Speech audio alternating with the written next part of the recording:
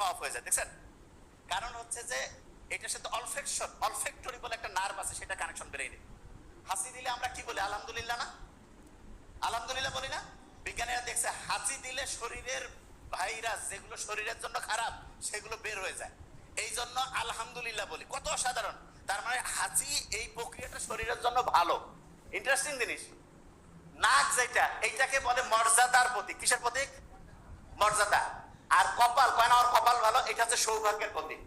কেউ যদি মর্যাদা বাড়াইতে চায় আর যদি সৌভাগ্য বাড়াইতে চায়, তাহলে নাক আর কপাল দিয়া প্রত্যেক দিন 5 বার আল্লাহর কাছে সেজদা দিতে হবে, আল্লাহর কাছে চাইতে হবে। মর্যাদাও বাড়বে, সৌভাগ্য উত্তর উত্তর উত্তর উত্তর বাড়তেই থাকবে।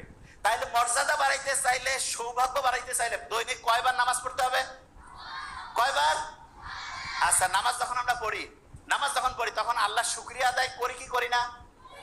শুকরিয়া আদায় করি। আচ্ছা, এবার অনেকে বলবে যে ভাই, যে নামাজ পড়তেছি দৈনিক কিন্তু ব্রেইন বাড়তেছে না, অনেকে বলে না? এই আচ্ছা, ব্রেইনের ক্যাপাসিটি মানে ব্রেইনটা ঠিকভাবে কাজ করে না, এইরকম কার কার মনে হয় ব্রেইন কাজ করে না ঠিকভাবে ছোট বাচ্চার মধ্যে? আচ্ছা, ভেরি ফাইন। ব্রেইনটা মনে হচ্ছে একটু কাজ করে কম না? আচ্ছা, এদের ব্রেইনটা বাড়াই দিতে হবে, এখন ব্যবস্থা করতেছি। ব্রেইনটা কিভাবে বাড়ায় শোনো, তোমাদের একটা বুদ্ধি শিখাই, তাহলে তোমার ব্রেইনটা বাড়বে। কিরকম সেটা বলি।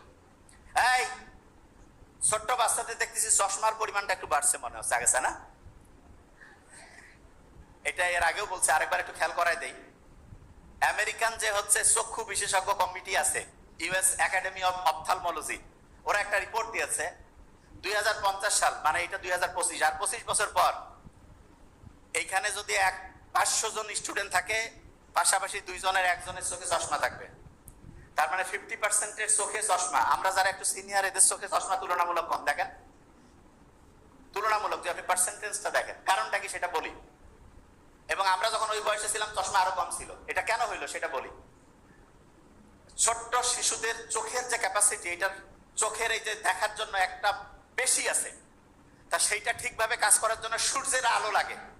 তুমি চোখটাকে যদি ঠিকভাবে কাজ করতে দিতে চাও, তাহলে তোমার প্রত্যেক দিন সূর্যের আলোতে 30 মিনিট থেকে 45 মিনিট থাকতে হবে। তাহলে আস্তে আস্তে চোখের যে ক্যাপাসিটিটা সেটা ঠিক থাকবে। তাহলে বলো তো ছোট্ট বাচ্চারা